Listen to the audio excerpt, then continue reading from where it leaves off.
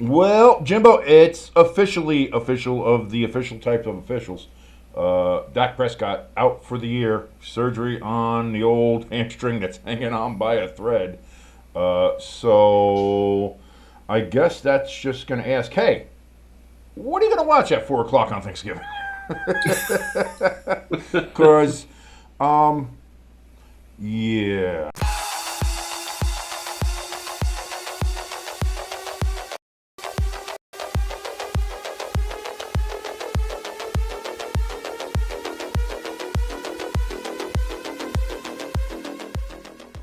And welcome to the countdown, everybody.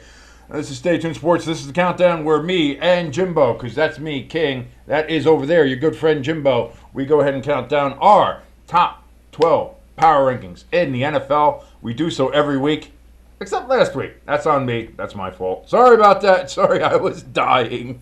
That happens. It happens. As you know, when you're me, it happens. You know, you got to go ahead and you roll with the punches, or the health issues, as the case may be. But either way, we are here for the Week 10 after Week 10 power rankings, and of course, our patent pending Bootycheeks Five, the 5 teams who we deem are the worst teams here in the NFL after Week 10. Jimbo, before we get to all of that, though, how you doing? I'm doing really good. Nick Sirianni is still the Eagles head coach. Which I know you love that. That's why you're doing so good. You love Nick Sirianni. You think he's a fantastic coach. Great game manager. Makes great decisions in the moment. Yes. You know, he's very good like that. Loves to use his kicker for field goals. Yeah, I mean, he's in fact, I think he might be too reliant on his kicker sometimes, you know? Giants still got Brian Daboll as their head coach. Danny Dimes, maybe getting benched. Yeah, no, because that's the fucking problem. Like, listen, there's a lot of listen, and I'm not naive enough, and I've said this before. I was like, I know Daniel Jones' time in New York is done, which I think actually benefits him. And as I said, people talk about how the Giants need to move on from Daniel Jones. Daniel Jones needs to get away from this organization, away from the coaching staff, away from just all of New York. Let's get out of here. I would love to see him end up like in San Francisco, as in that quarterback room as a backup quarterback. Spend a year or two in there, and then see if he can find a job somewhere else, because he can be, I still believe 1,000%, Daniel Jones can be a very good NFL quarterback. Just not with the Giants. The Giants are murder when it comes to quarterback development. And hi, Lennon, how are you? Wife just got home, so he's I could tell.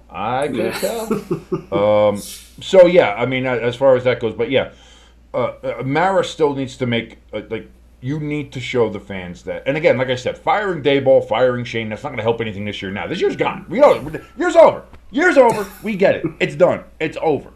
You lost to the Panthers. You're 2-8. The season is over. Understood. What you need to do is fire Daboll, fire Shane, to show the fans that you know change is coming. You know that there's going to be it's not going to be the same old, same old. We're not going to go into next year with the same coach who tries to be the smartest guy in the room and fucks up everything. You know, you're not going to get, because you know what? If you do that, you're going to end up with a Chicago Bears and Matt Eberflus situation, where you're either going to get a rookie quarterback or another rookie top flight guy like Travis Hunter or somebody, and you're going to have this shitty goddamn fucking sorry, I'm losing my mind with the fucking Giants right now. You're going to have the same shitty fucking coaching staff, same shitty things. You're going to fuck them up. And then guess what? You're going to have to fire the coaching staff anyway. And then you have another coaching staff with these kids. So you're making another change in the coaching staff so they don't get to develop. It becomes a whole fucking thing. And then you've ruined another generation of potential NFL players. Yeah. You can't do it. You got to fucking stop it. You have to. Yeah. So at the end of the day, you have to fire Brian Daboll. But I know fucking Mara. He's not going to do it. He's going to wait to the end of the year and say, we're going to look at all options. And you know what he's going to do? He's probably going to hold on to that fat Ozempic-sucking fuck. And we have to deal with another year of this. And I'm done. Maybe Daboll pulls a Chip Kelly here and goes in tomorrow and says, listen, you give me the power. You fire Shane. Give me the GM thing and the coach. I'll turn this team around. So you'll deal with him as the head coach and as GM. I will sit here with a big bucket of popcorn to watch you. Again, the Giants need a GM that's knows what he's doing. And listen, you're in the New York market. You can get money. You have money. Spend the money. And listen, there's no salary cap for GMs. There's no salary cap for coaches. Find someone, poach him from somewhere, give him all, like, there's New York advertising money anywhere. You're in the corporate capital of the fucking world. Guess what? Yeah. Go to fucking MetLife Insurance. Go to half the other places. Pepsi. Whoever else you have there and be like, hey, give us some money. We'll put your ads everywhere else. Just give us extra money. We'll make it the Pepsi MetLife fucking stadium. Whatever. It's a giant fucking HVAC unit anyway. There's plenty of space just to slap fucking if you put more logos on the fucking outside of it, maybe it'll even look better. I don't know. But something. Get some money. Poach a GM who knows what he's doing. Get a coach who knows how to coach football and put together a staff. And so you can put a roster together, get a coach that knows how to coach that roster, and that you can get this team to improve. Because this fucking pussyfooting Mickey Mouse goddamn fucking bullshit over the last 13 goddamn years is enough. And I've had it. Hi, ELS. ELS joining us in the chat, by the way. Let's see, ELS. We will get to your Packers in a moment as we go ahead through this power rankings. I know you're wondering where we have your boys after the bye week. And see where they stand in our rankings compared to everybody else. And I certainly hope that you're pleased with where the Packers are. We'll see. We'll see what happens, and we'll see. But first, let's jump over to our nice little other vertical set. Look at that. Here we are. And let's jump over to the Bootycheeks Five. Let's see who we got in the bottom of our NFL rankings. Of course, as always, we will start with Jimbo. Jimbo, your Bootycheeks Five is coming up here. Oh, wait a minute. I just realized I didn't do something yet. Hold on. I was going to ask you if you could. Hold on. We're getting there. Hold on. We're going to do it. We're going to do a thing. We're going to do the thing. Hold on. Me and King both said today has been a real wonky day for both of us. It's been a real wonker, man. It's been a wonky wonker. What am I looking at here? What do I need? I know I'm going to go into this. I think I have my microphone on, so hold on. It might be an echo for a second. Let's see here. Let me jump in. Yeah, it was. Okay, so now I got that done. So now I can put this in here. So now you can see what the frick I'm doing. And that's always good. It's always good to have your other host, your co-host, know what you're looking at, So...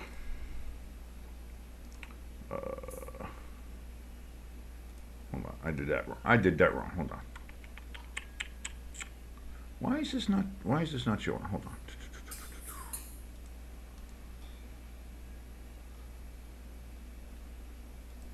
What? No, I don't want that. Oh, there we go. Okay, I have it right now. Jesus. It's... Like I said, it's been a wonky day. It's been a day, and I'm tired of it already. Why is this not... I'm really... especially after my Giants rant, I'm really done with I'm really done. I'm really done. This is not the time to mess with me.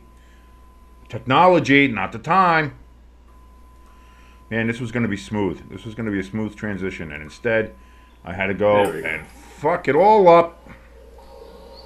Anyway, that's my fault because I no. I mean, we have everything. We have everything there, but still, it's nicer to do anyway. I've been trying to put everything together. Was a little late coming in here. So anyway, here we go. Bootycheeks 5 coming up here. Jimbo, you're a bottom 5 here. Pew! I'm surprised by this a little bit. Which one? I'm surprised you have the Cowboys all the way down there. Nick Sirianni beat him. All right, come on now.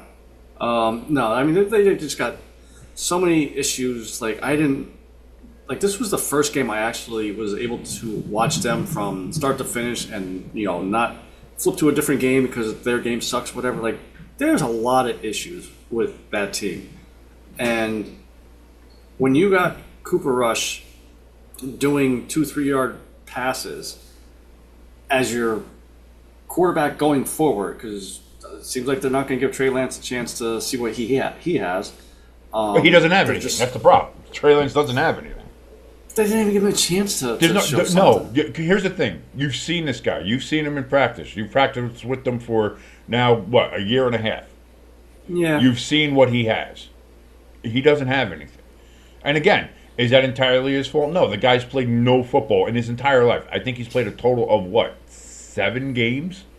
Yeah. Or something from college when Colin Cowherd was trying to pump up his draft stock because his daughter was banging him. And then they broke up, and all of a sudden Colin's like, well, I don't think this guy's got it. Jay, you fucking think, Colin? You think maybe he's not the guy you said he was? Wonder why. And that's the shame for the 49ers is they traded so much to get up to that spot. And turned out to be, what was it? Jalen Waddle, I think, was one of them.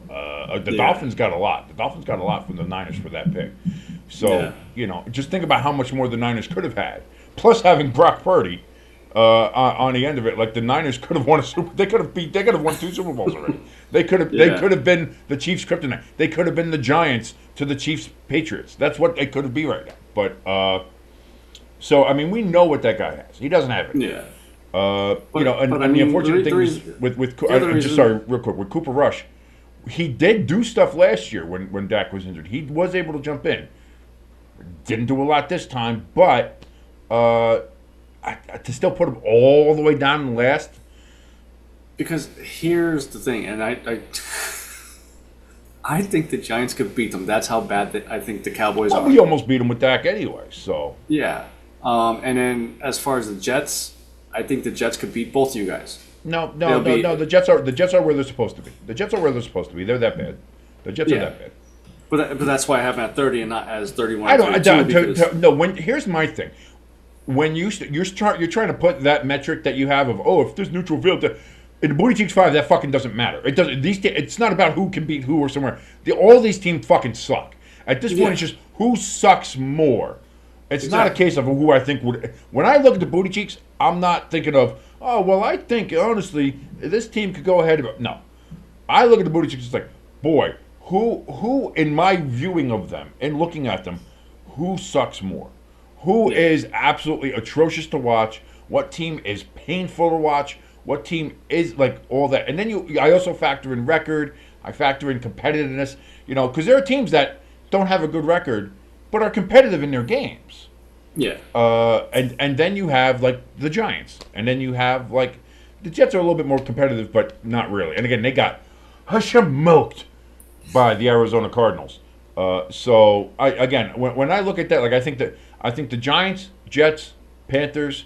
I don't know if I'd even have the Saints in there to tell you the truth, because depending on how some of the other teams are, there are a lot of bad teams in the NFL. By the way, we have a lot to pick from when it comes to the Bootycheeks 5.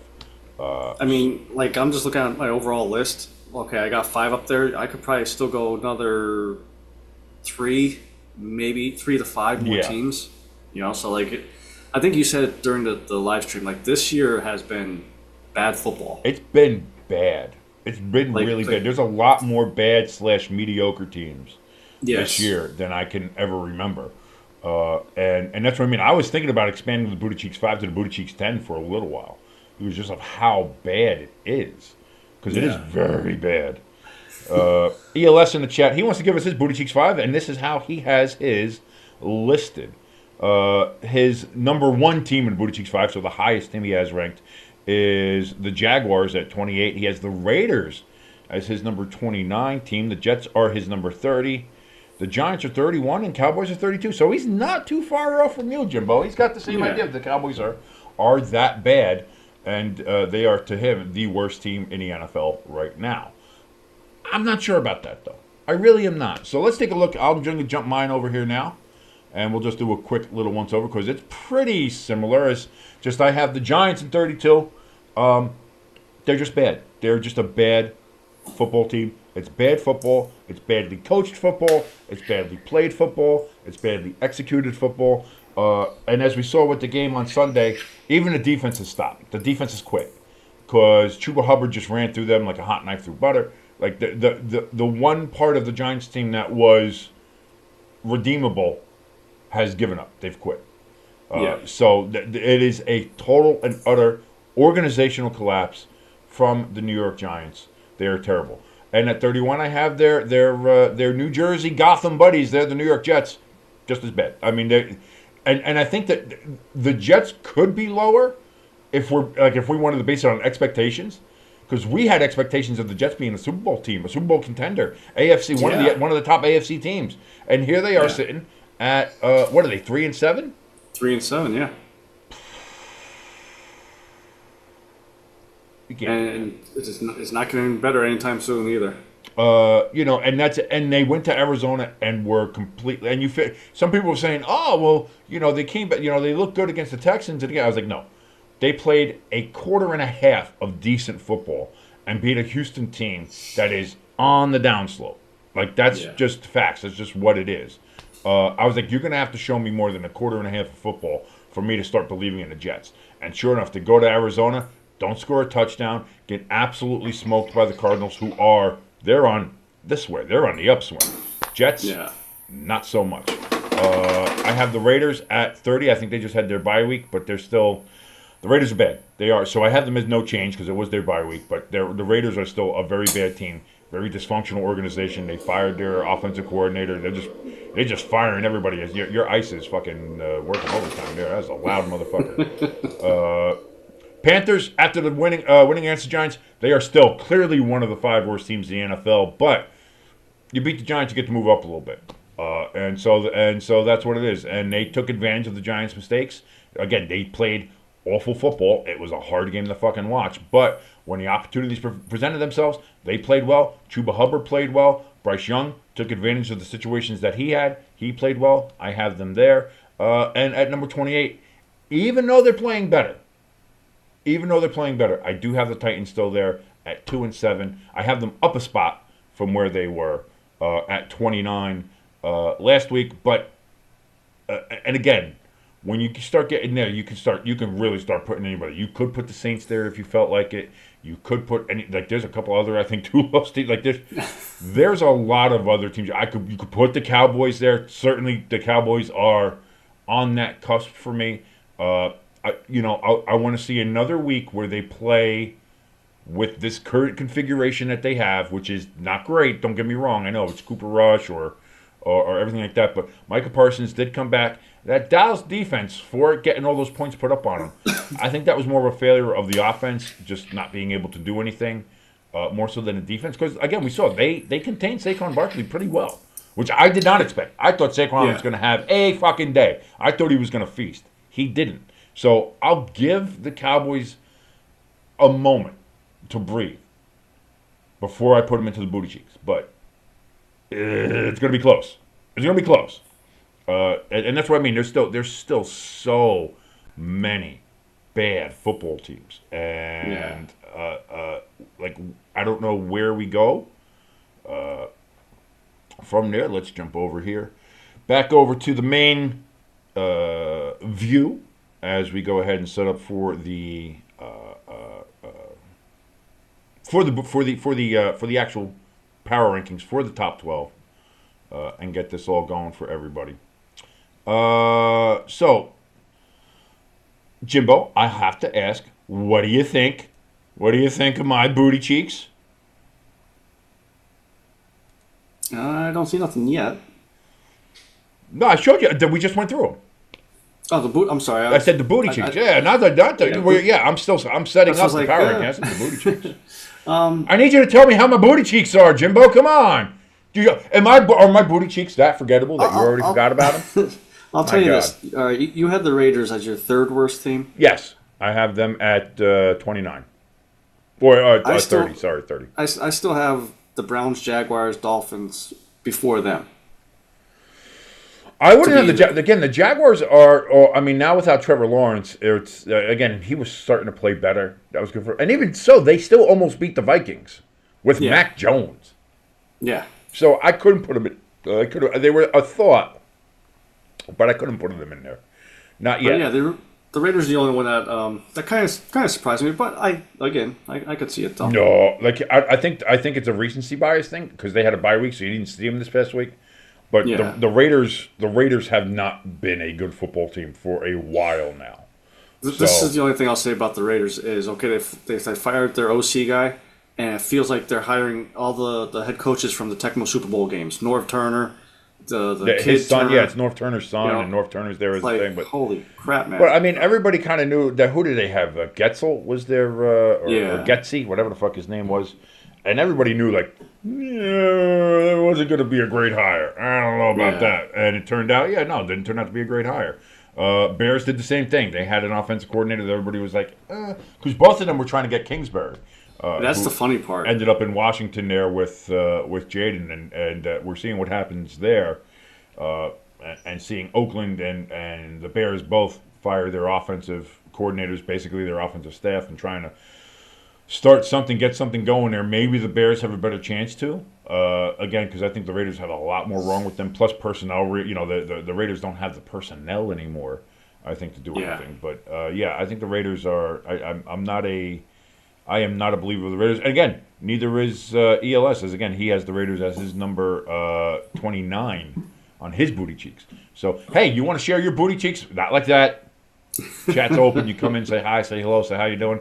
If you like what you're watching, please give us a like, share us, and of course, if you're watching and not subscribed yet, hit that subscribe button. We are on the road to 300. We just had our 200th subscriber who won herself a hoodie for this. It's an Eagles hoodie because she was an Eagles fan.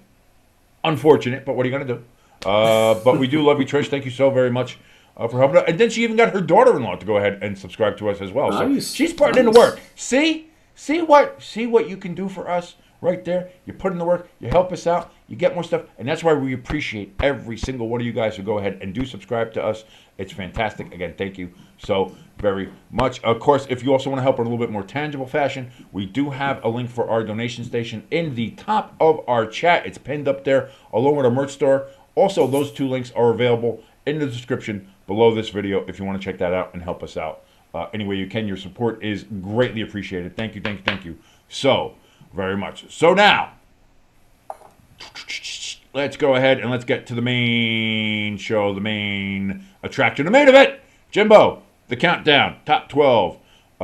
Let's rock it. Let's knock it down here. We'll reveal our number 12 teams here right now and then go over it. Number 12, Jimbo, your number 12 team is the Atlanta Falcons, and my number 12 team is the Atlanta Falcons. We both have the Falcons. All right. You have them down one spot as you had them at 11. I have them down 5 spots. Why'd you keep them in the top 12, Jimbo? The teams that are not in the top 12, like 13, 14, 15, they're close. That they are close to breaking in there.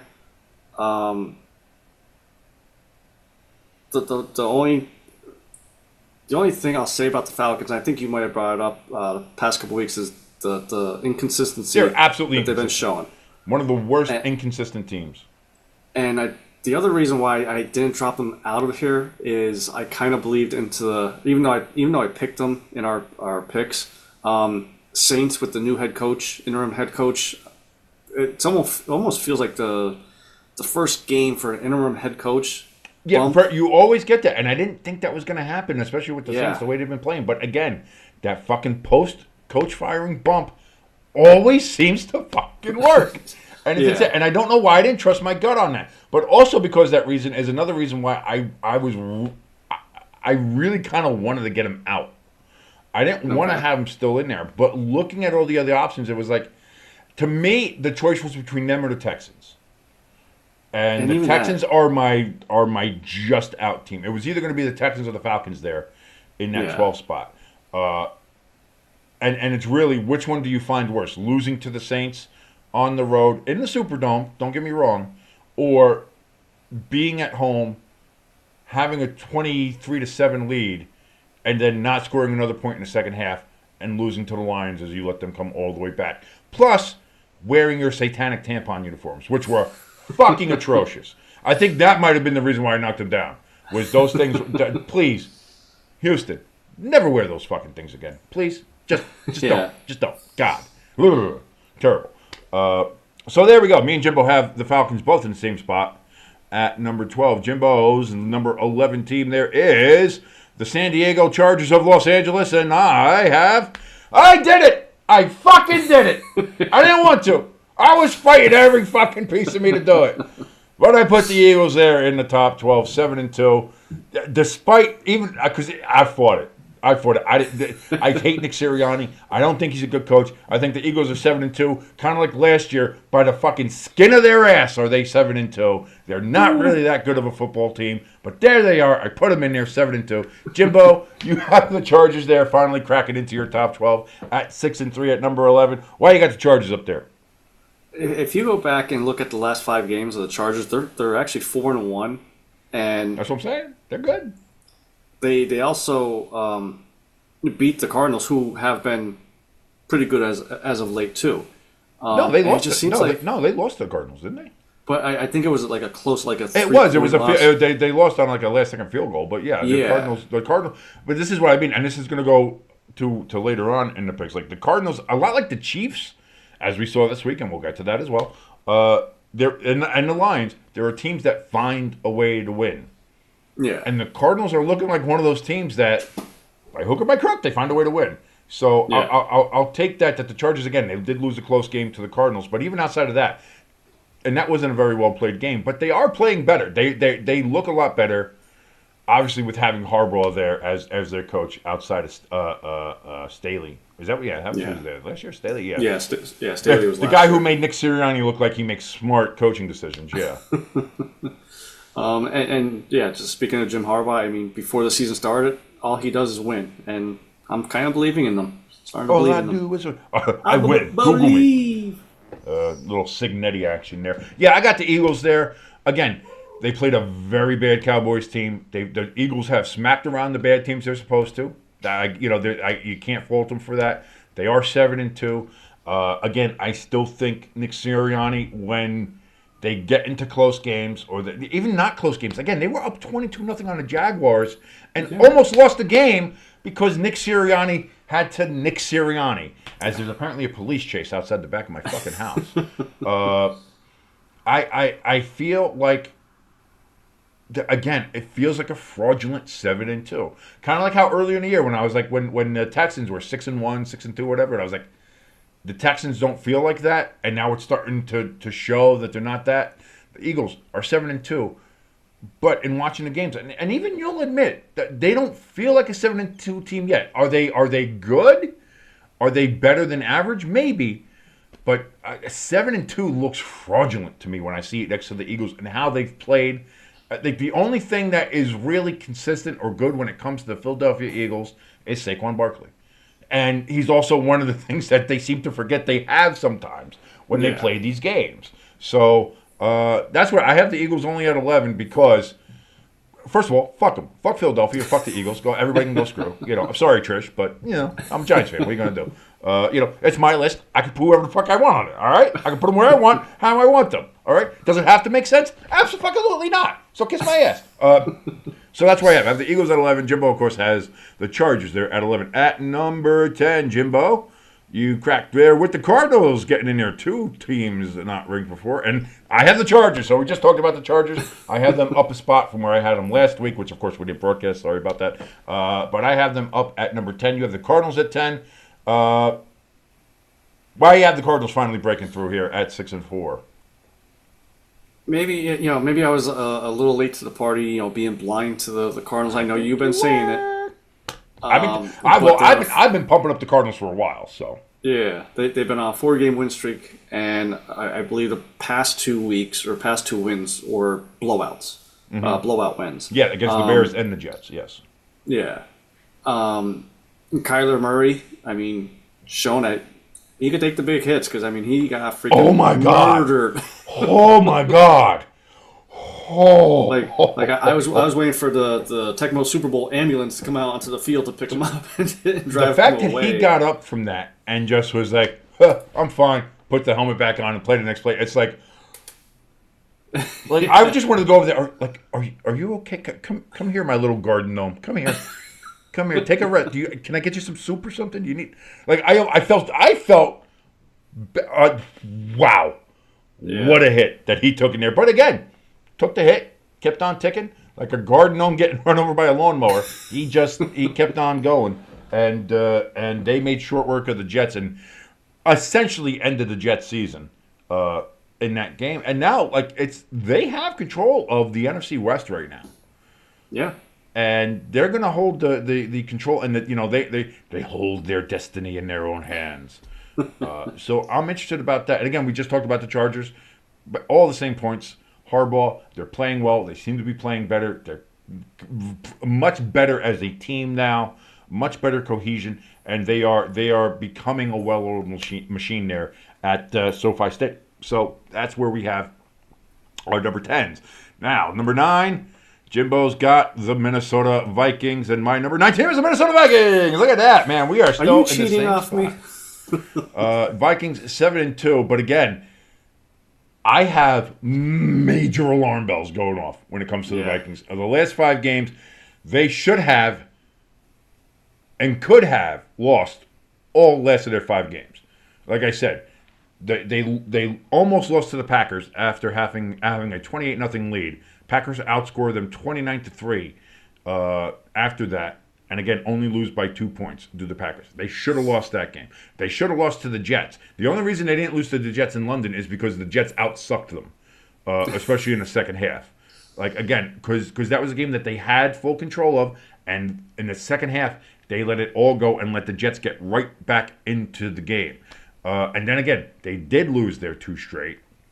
And then they played this game against the Jaguars wearing the goofiest fucking white helmets I've ever fucking seen. Jacksonville will never do that shit again. Again, as we talked about the satanic tampons with Houston, Jacksonville, stop. Don't do that. Yeah, and then they almost lose that. Sam Darnold throws 3 picks. I think all of them were trying to force there into Justin Jefferson. I think 2 of them, or maybe all 3 of them, were in the end zone, so they were real critical mistake picks. They only win, what was it, 12-9 or something, 12-7, something. Yeah. So, like, there are alarm bells, and it's the Vikings are an alarming team to watch. If I'm a Vikings fan, I'm panicking. I am worried. This has that feeling of the team that was 6-2 a couple of years ago, 8-2, whatever it was, and then they ended up missing the playoffs because they ended up going finishing 8-8. Like, they lost all the rest of their games. Like, this feels like that kind of Vikings team. They need to fix this, and they need to fix it fast. Fix it. This team, like, for my comparison, this team is like the 2012 Notre Dame team that played Alabama. We had, undefeated team, and me and you were so pumped up, and then Bama said, nope, we're going to murder you. If the Vikings make the playoffs, they will be the 2020. It'll be like it'll be like where they lost to the Giants in 2022. What were they, 13-4? And everybody was like, oh, the Vikings, they look good. But they started sliding when they got to the playoffs.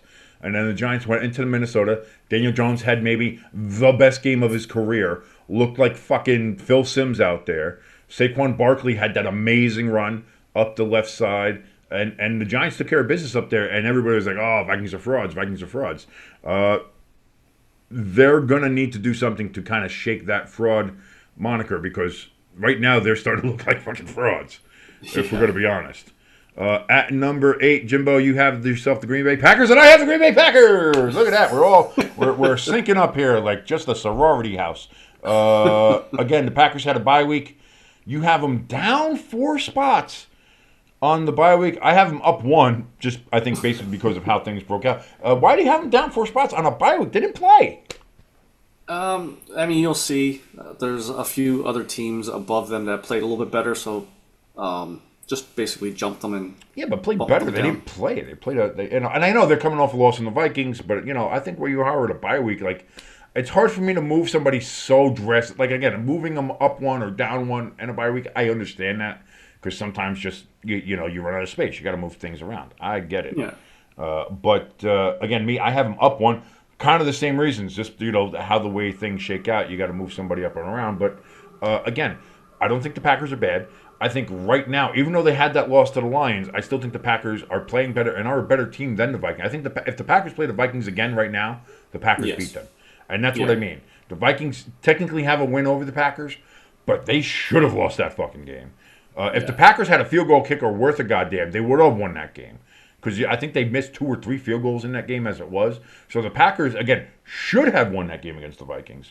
And again, I think overall, the Packers are a better team right now than the Vikings. So that's why I do have them up a spot on Minnesota. Even though Minnesota won against the Jaguars, I have them down a spot. You, of course, have them in there as no change for the Vikings. So that's the Vikings and the Packers there. What do we have at number 7? Jimbo, you have yourself the Washington football team of Redskin Commanders. I have the Arizona Cardinals up 4 spots from where I had them last week. Jimbo, Commanders down 4 spots. You're going to see the Commanders up a little bit higher on my chart here. But why'd you move them down so low after a very close, hard-fought game there with the Pittsburgh Steelers? And it's not just because of the Steelers game. They should have won that game. Just watching it. And then if you look at their past few games, they're only 3-5, and I'm not saying that they are like the Minnesota Vikings where everybody's finally figuring them out and everything, but it just seems like the success they were doing earlier in the season is slowly kind of fading away a little bit. And this Thursday will actually be a telling game for both teams, the Philadelphia Eagles and the Commanders. That's gonna be such a great. Are you watching the whole game this Thursday? I'm sacrificing my Friday, and I'm staying up the whole I thing. thought so. That's a big game. That's a big game. That's gonna be a fun one. You're gonna be able to watch it right here on Stay Tuned Sports with me and your good friend Jimbo right up there. I'm excited for that one. But again, I think they're playing well. I think they're playing better than everybody thought they would. I think the defense is starting to get a little bit better. I like them. Again, we talked about the Cardinals a little bit earlier, and I'll get to the Commanders when I get to them. But the Cardinals, again, we talked about. I love the way they're playing. Kyler Murray's playing great. They, again, find ways to win games, even if they're not playing the best games. Again, like they did with the Chargers, not the best-looking game, but they found a way to win. And now these last couple games, let's not forget, like they blew the Rams out in, what was it, week 2? Yeah. And they had a real hard, scrappy loss to the Lions. I think it was at week 3. Where there were a couple of bad calls that went their way. You know what I mean? Like the Lions actually got the benefit of the doubt on some of those calls. But I mean, the Cardinals, they've hung with some of these good teams, and they've beaten some other good teams, and they've taken care of the bad teams. And that's what you want to see from your team. Be competitive, play well against the good teams. Don't play down to your opponent, which they haven't really done as of yet. They're growing as a team. They're getting better every week. I really like the way the Cardinals are going. So that's why I have the Cardinals at 7. Jimbo has the Washington football team of Redskin Commanders at 7. At number 6, Jimbo has himself his Philadelphia Eagles. And there I go. I have the Commanders up there. Down 3 spots for me because of their loss to the Steelers. But again, that's not only just because of the loss, but I think just the way other teams I had moved up. I felt like they had to get some spots up there on Washington. But again, we're going to find out a lot about them and about your Eagles. Yes. Coming up here on Thursday. So, I mean, I talked a little bit about why I have the Eagles where I have them. Why do you have them at 6? So, lately, I know I've been bashing Sirianni, and that's not going away anytime soon. But this was the first game that I can't remember him making a dumbass decision. Like, if you guys watched the live stream with us when we put Jake Elliott out there for that first field goal, I was losing my shit because I couldn't believe we were going for a field goal, 30-yard field goal, whatever it was. Taking the points, actually. Taking the points. And also, you said they're not that good of a team, 7-2, frauds, blah, blah. They're a top 5 in offense, top 5 in defense, which is surprising for how much us Eagles fans bash the team. That's how bad Sirianni's been making these decisions. But this Dallas game felt like, okay, we finally broke through. Even though it was a shitty Dallas game, or Dallas team, it seemed like everything finally came all together. Well, this is the problem, too, because, again, because of who you played, I can't read too much into that because of who Dallas is right now. Yeah. I can't read into that. Like, it was like, oh, wow, look, they had an impressive game down in Dallas. Look at the state of the Cowboys. Like, you played the Giants. Look at the state of the Giants. When you play teams that are somewhat competitive or actually good teams, you struggle. And you've barely won some games. You had that massive collapse and loss against the Falcons, again, because of how Nick Sirianni called games and how they were doing stuff. Like again, this is a team that's 7-2, and people are like, why are Eagle fans calling for Nick Sirianni's head? Look at every 7-2 team. Can you believe people are still doing that? It's like, does anybody remember last year? Yeah. when Nick Sirianni had this team kind of in the same spot, but looking the same way, and what happened. And everybody was still No. going for that. So Eagles fans, Philadelphia fans, they've seen this. They know this. They know what's happening in front of their eyes. So Yeah. they're looking at it still as, yeah, we're 7-2, but they're also looking at it as when's that other shoe gonna drop? And that's why I'm hoping that this game really opens Sirianni's eyes of stop making dumbass decisions. Because this could be a very close game, Yeah. or I think this could be a Washington blowout. I think it goes one way or the other. Because I think if Washington gets up early, Sirianni's going to Sirianni. Yes. And I think that I could see. that's where you're going to have a problem. So we'll see that. By the way, that's coming up Thursday, right here on Statesman Sports. Watch with us for Thursday Night Football, Washington versus Philadelphia. Number 5, Jimbo. You got the Pittsburgh Steelers. I have up a spot, the Baltimore Ravens. Steelers, again, big win over Washington. Look good. Last minute win. Mike Williams running that red line. Going ahead and getting that pass from Russell Wilson. Again, Russell Wilson looking good. Looks good. And that Pittsburgh defense looking good against Washington. But again, Washington played very well against that Pittsburgh defense. So that's why I have Washington up another spot there because of how they played against Pittsburgh. Why you got Pittsburgh at number 5, Jimbo? And you know, I kind of said about the Packers here. This is one team that I felt is playing better than them. Had to be above them, and then with the Washington loss, obviously gives them another spot. That was like overall, just in general, that was a fun game to watch. That was a great game. That was a real good game. I really thought they were going to lose it at the end there. But then I think the Commanders fumbled it towards the end of the game, and Steelers were able to. And it was also it was the closest first down that they said no, he didn't make it. And it was and they're replaying it, and you're going frame by frame, and where's the knee? Where's the ball when the knee is down? If he falls, it was. People are still arguing about whether or not that was a first down or not, and I think it's close. That's like somebody asked me in one of the Discord chats yesterday. They were like, "What did you think? Do you think that was a first down or not?" I was like, I kind of looked at it like that was Schrodinger's first down. It both was and wasn't, and it was going to be a case of what was the call on the field. Call on the field was short of the first down. Looking at it, there wasn't anything clear or definitive enough where I think you could overturn it. So it had to be. If on the field they called it a first down, I think it would have stayed a first down because, again, there was nothing super clear about it that said either one way or the other. So it was very iffy, and that's just an unfortunate case for the Commanders when it comes to the Steelers that might have kept that drive alive for them at the end of the game. But, yeah, I think the Steelers are playing very well. I have the Ravens at 5. They're up only one spot for me, and they're lucky they're there. I honestly should have put them down further because they are lucky as lucky fucks to go ahead and have beaten the Bengals again. The Bengals should have beaten the Ravens twice this year already, and in overtime, and instead, they had the first game in overtime where they had Lamar fumble and they had it, and then they didn't gain any yardage, and then the field goal was missed because it was still too long, and McPherson. Or I think that's McPherson for them. I forget. Yeah. Missed it, and it was all screwed up. And then this one, they said, we're not making that mistake again. We're going to go for 2 right now and make sure we know one way or the other whether we're going to win. And again, there was a roughing the passer, a face mask, and 2 holds that were not called on the 2-point conversion. So, but again, in watching that game, the Bengals had control of that game. They were up 2 touchdowns, driving to go up 3 touchdowns. And they fumbled the ball, and then they unraveled from that point. So, again, the Bengals lost through their own inability. Like, they could not regain momentum once they lost. That fumble killed them. And as a team, you have that to me shows that the team is not well coached. They don't have good, strong mentality there. Because once that happened, the defense, the special teams, the rest of the offense outside of Joe Burrow just fucking unraveled in that game.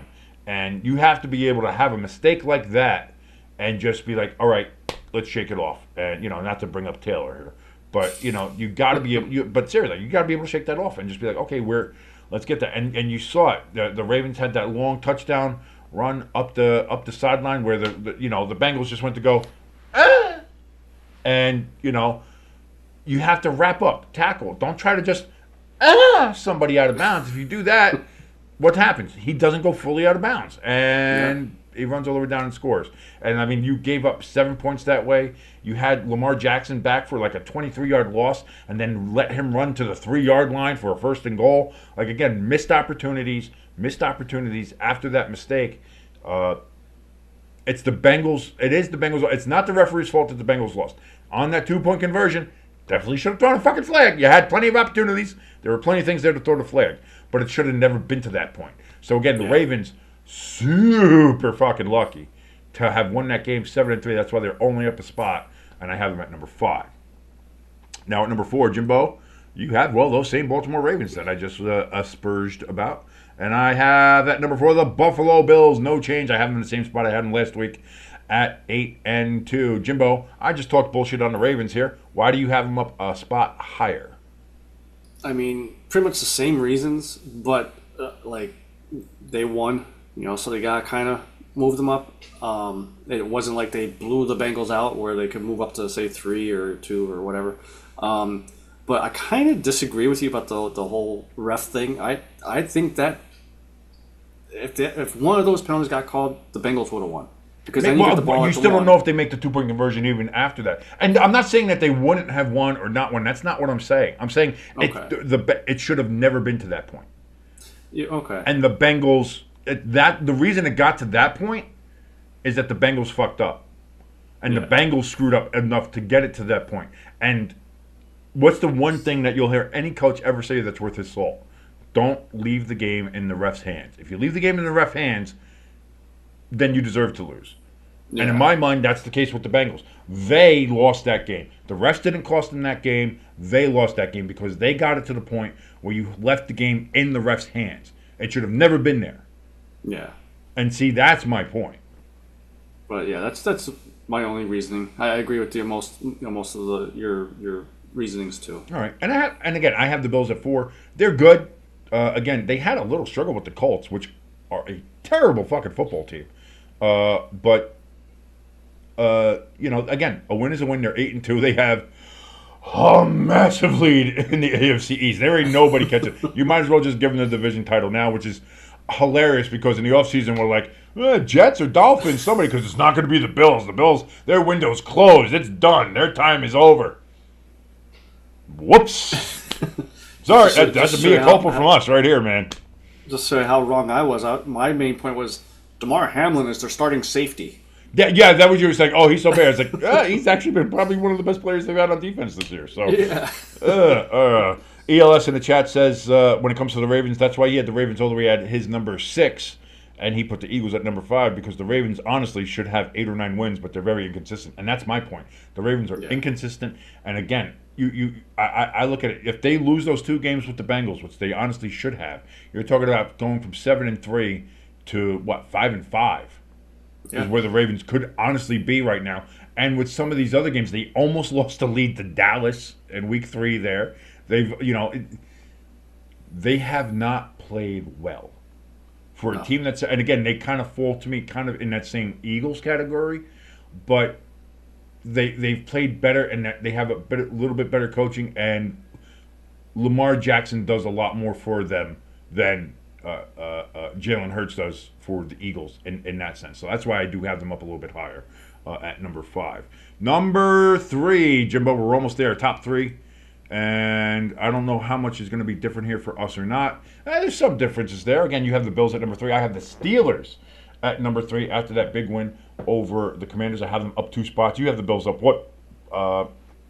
We've kind of gone over the games already. The Bills and the Colts played well. I imagine that's probably why, again, you have them up a spot, but not too much. And also considering who's going to be number 1 and 2, we know that none of them are moving right now with the way things are going. But and I have the Steelers at number 3. They're getting better every week. Russell Wilson looks good every week. He's getting better every week. Now, not only do you have that defense, now you have a quarterback that's helping to stretch the field. You have Pickens there, who's being able to go ahead and stretch the field and move the ball. Now you put Mike Williams out there, who just in his first game there, when they said he was going to be limited, limited enough to get the game-winning touchdown. And now you have that on the other side. It's only going to get better. Like, the Steelers are, right now, a very dangerous team. Yes. They are a very dangerous team. And guess who plays on Sunday? The Pittsburgh Steelers and the Baltimore Ravens. Let's fucking go. We're going to be watching that one right here on Stay Tuned Sports. If you think you're not, you're out of your fucking mind. We're definitely watching that one. Steelers and Ravens. That'll be here on Sunday. So that's where we have that. You have the Bills at number 3. I have the Steelers at number 3. At number 2, we already know what's coming up here. Jimbo, you have the Kansas City Chiefs there at 9-0. I have the Detroit Lions at 7-1. Why do you still have the Lions at number 1? Is what I'm going to say, because we'll just bust these open now, Yeah, so we know what's there. You have the Lions at number 1. I have, of course, the Chiefs at number 1. Why do you still have the Lions at number 1? So it was a close win for the Lions against Houston, but the Chiefs barely beat the Broncos. Okay, and the Lions barely beat the Texans. Texans are a lot better team than the Broncos. No, the fuck they're not. No, they're not. So. Yeah. No, they're I not. think The Texans you put the Broncos and the Texans together, the Broncos beat the Texans right now. No. They beat the brakes, so absolutely. 1,000%. I'm gonna sim it on Madden later. We'll see what happens. Yeah, because Matt, we all know how great Madden is. Yeah, the EA people, they know what the fuck they're doing. But I mean, both teams, they barely won their games. And already before this week, I had Detroit a little farther ahead of the Chiefs. As far as the Chiefs trying to overtake them, and I just don't think the Chiefs did enough to close that gap a little bit. Jared Goff threw 5 interceptions. They had to come back from 23-7 to even have a chance. And God bless Master Bates there, because he squeaked one right past the right upright to tie it. And then they go for the win. And I swear, I think that thing rubbed the upright. Yeah. I think it rubbed it. I think you got a little bit of that basketball sneaker squeak, that little as it went by. That thing went and just squeaked by that upright to go ahead and get the game winner, which either one of those, literally a millimeter one way or the other, and that's going to go doink, and the Lions lose. So you're talking about the luck, you want to talk about luck or chances, and again, it took and they had a great comeback, and I'm not going to take that away from them, but still, 5 interceptions. And Chiefs had to get a blocked field goal. Yes, but again, they earned that. That's not luck. That was earned, and you saw the tape about how they even said they called it. They knew that lineman played back on his heels. They knew that they were going to be able to try to bull rush him, so they put all their guys over that guy and said, we're just going to bull rush him and try to get into the backfield, and they did. That means good coaching, smart planning. There was a game plan. That was skill, and that was talent. Okay. That wasn't luck to block that kick. So why didn't they do that all game? For any extra points or field goals during that game? I'm sure that's something that they observed during the game. Just that one. I'm sure it was something they observed during the game. And you saw that, and you even saw the film. You could go and watch it. You watched it a couple times. And other people ESPN has brought it up. Fucking Pat McAfee brought it up. That fucking pothead. He was all over it. You know what I mean? And if that guy who's higher than fucking kite can go ahead and see that, we all can see it too. And that's what I mean. When it comes to the Chiefs, I think that, again, they find a way to win. The Lions do too. And that's why they're still where they are. That's why there's no change. But I honestly feel like that Chiefs win is a little bit better than the Lions win. I really do.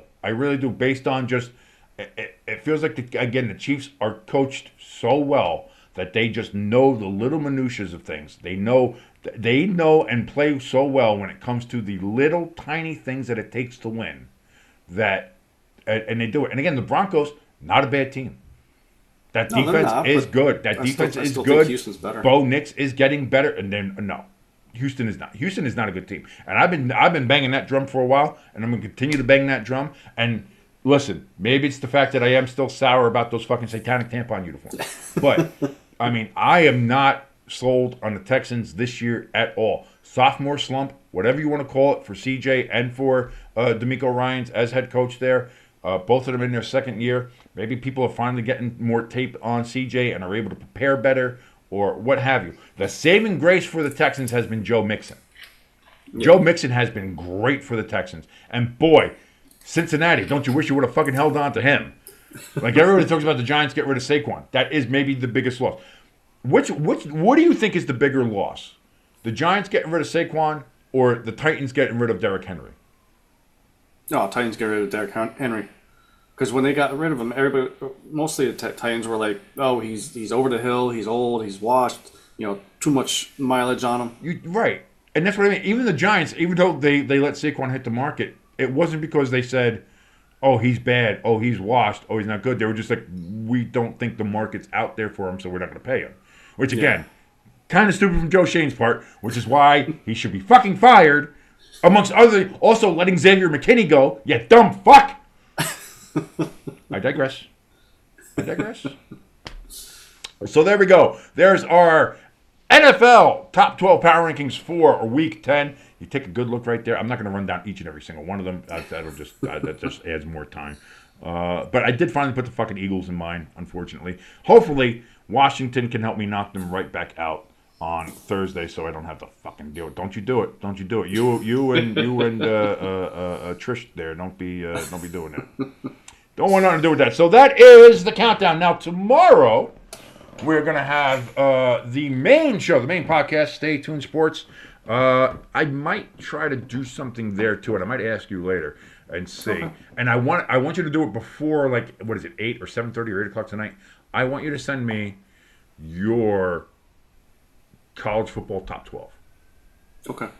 And I might get mine together, and then I'll put everything together, take a look at it, and see what we have, and we'll review it tomorrow and have what my college football playoff is going to look like, what your college football playoff looks like, and what the actual college football playoff rankings look like tomorrow, and see how the whole tree breaks down and see how we have all that. And we'll have a nice, good, fun, long debate about it, and we'll yell at each other and say, "You don't know what you're talking about."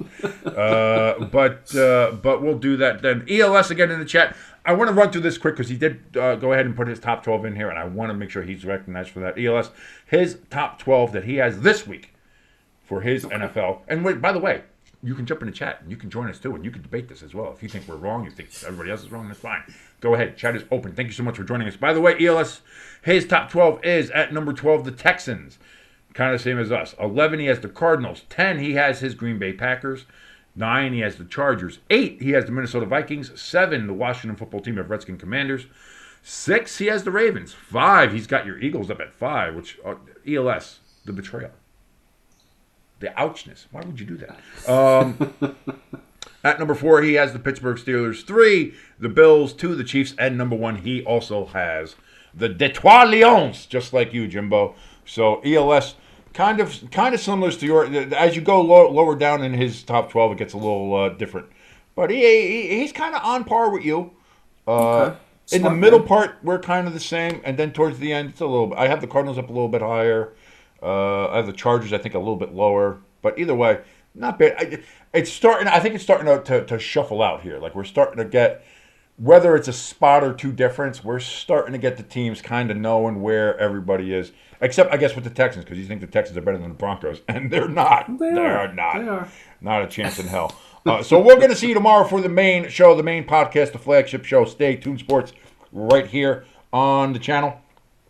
Then, of course, Thursday is the Washington football team of Redskin Commanders. They're going to be playing the Philadelphia Eagles. We'll be covering that right here, live, doing play-by-play and reactions. Friday will be the Friday forecast, where me and Jimbo will make our picks and predictions for Week 11. I hate saying it. I hate it. I don't like it. We're losing. We're losing it, Jimbo. We fought so hard. Remember the struggle? It was getting down to here, and now we're already at Week 11. We're 11 weeks in. And I think when we started our initial countdown and stuff getting into, in fact, the countdown started, we started 11 weeks out from the NFL season. Why did that seem so much longer than the 11 weeks since the season started? I hate it. This is dumb. This is stupid. Give us the 18th game. Come on, Raj. I don't care about player health. I need another game. Make it longer. You want another game? Yes! You want another Giants? No, I want to watch other good Panthers, teams. Munich Fuck the game? Giants. You think I'm watching the fucking Giants anymore? Fuck off. Oh, God. But yeah, so we have that. And then, of course, Sunday, we're going to have your Sunday Night Football, as we have every primetime game. And we'll see how many. Maybe I'll do 3 games on Sunday. I don't know. We'll see. The Giants aren't playing, so there's going to be good football on. So we'll see what happens. But until then, Jimbo, you got any last words for the folks out there before we get the fuck out of here? Just hoping that Brian Dable gets promoted to GM/coach in the offseason. You know what? I understand why my sister-in-law Robin wants to punch you now, because with the whole with the Stafford stuff. Which, by the way, in the group chat, her fucking laughing about Stafford being terrible last night was pretty funny. Like she was like, "Ha ha, Stafford! I told you, you fuck." I was like, I was waiting for that text. I was waiting for her to text that. Yeah. But yeah, no, shut the fuck up. So until tomorrow, I'm your boy King. That right over there is your good friend Jimbo. See you later, folks. Adios.